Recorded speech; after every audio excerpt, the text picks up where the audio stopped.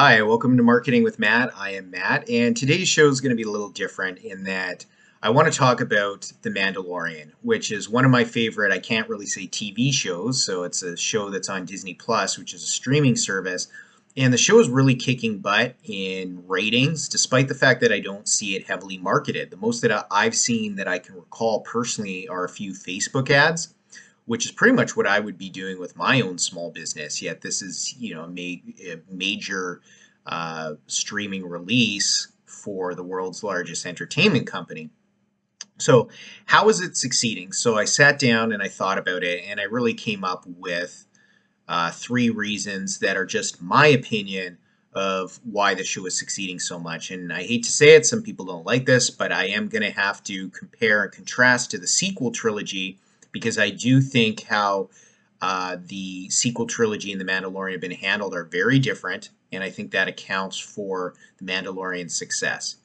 So, number one is that The Mandalorian appeals to the core audience of Star Wars first and foremost. So, to be quite honest, it's a lot of the geeks who are in their 30s, 40s, 50s, maybe even a little bit older, who've always been ultra passionate Star Wars fans. And to be frank, they're the most loyal fans. They are the core customer. They are the ones that are going to purchase the figurines for collecting and all sorts of merchandise, video games, things like that. And to be quite honest, that's just smart marketing to target those people. Maybe you might think it's bland, but it works. And so they're spending 80% of their resources on those customers and a smaller amount to attract new people to the show. And the idea, I think, is that the ultra passionate fans, which, by the way, Dave Filoni and Jon Favreau, the showrunners, are very passionate fans of Star Wars in the first place. But what they're doing is basically making a show for other passionate fans. Those fans will, by word of mouth, spread to other fans who maybe become jaded with Star Wars, say, hey, no, this is good stuff.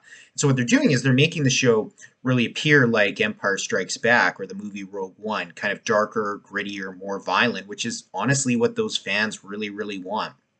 So maybe not new people to the franchise or mothers with young kids or something like that, but to be frank, that's what the core fans want.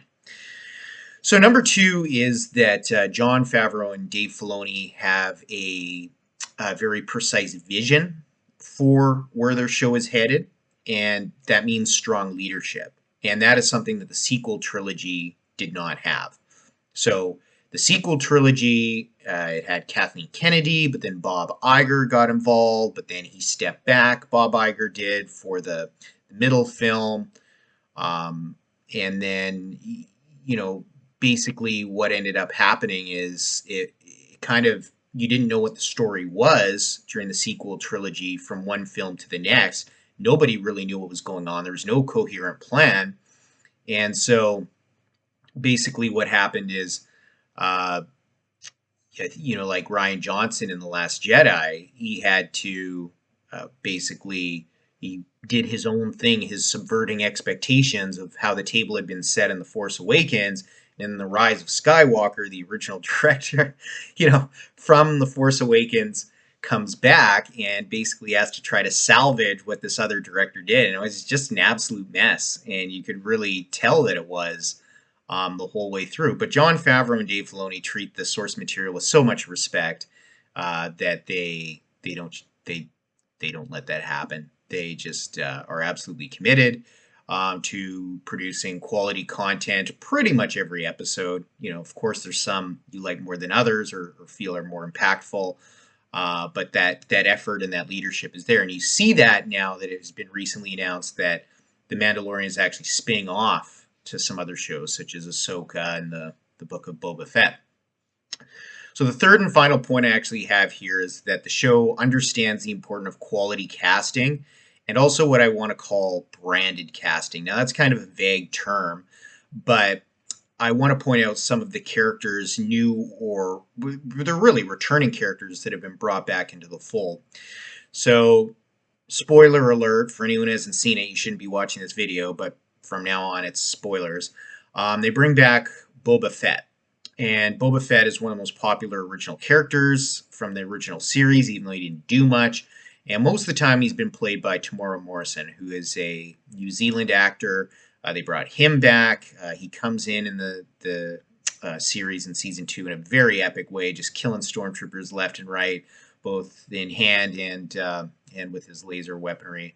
So it's really cool to see, and fans just love that stuff. And Tamora Morrison, because he's played, uh, I may be pronouncing it wrong, Tamura. I'll probably run Tamura for the rest of this episode. Tamura Morrison, what he's doing is basically he's been retconned into Star Wars, so his voice has actually been placed over Boba Fett in the original series, even though it's another actor who actually plays him. And what that basically means is fans that are younger than I am, I'm 35, but fans who are, say, 30 or younger, they don't know anyone else except him doing the voice, or the voice of the clones, or Jango Fett, or being Jango Fett in episode 2. So he's a brand. Another brand they brought in Katie Sackhoff, an actress who, I should say actor to be politically correct, but Katie Sackhoff voiced Bo-Katan. It was actually her likeness in the Star Wars Rebels and Clone Wars series, which I think was a really good move because she is a sci-fi actress. A lot of people call her sci-fi royalty because she played Starbuck in the, I think it was 2003 reboot of Battlestar Galactica. So she herself is someone that's widely held up in the science fiction show community, but now she's able to play Bo-Katan live. She loves the character. And here's something that I really like. So the behind the scenes stuff and the interviews that have come out with these new characters like Tamura Morrison and Katie Sackhoff, these actors are really, really passionate for their characters. And that just bleeds through. And it is really, really cool to see. And I think that the number of videos that I've seen where these individuals have been interviewed, they have very, very high like counts and very low dislike counts because people like people that are passionate about what they do, and that it's a good fit, and the fans like them, and that these actors like the fans. So that's really good all around. So I think when you throw all of that in a stew, in a kettle there, you see why The Mandalorian is popular. It treats the source material respect. It targets the core fans who are the ones that have been clamoring for this type of Star Wars all around. It has strong vision and leadership. And they're hiring actors that actually want to be there for the most part and are passionate for their characters and are mini brands in and of themselves. So that's my opinion on a marketing perspective, why The Mandalorian is spreading by word of mouth so well with limited advertising. If you have a different opinion, feel free to leave it below in the comments. If you've liked the content here, I try to do content both on reviewing different marketing campaigns, but also focus on helping out small businesses with marketing as well. So really those two streams on my channel. Like and subscribe, and I'll talk to you again soon.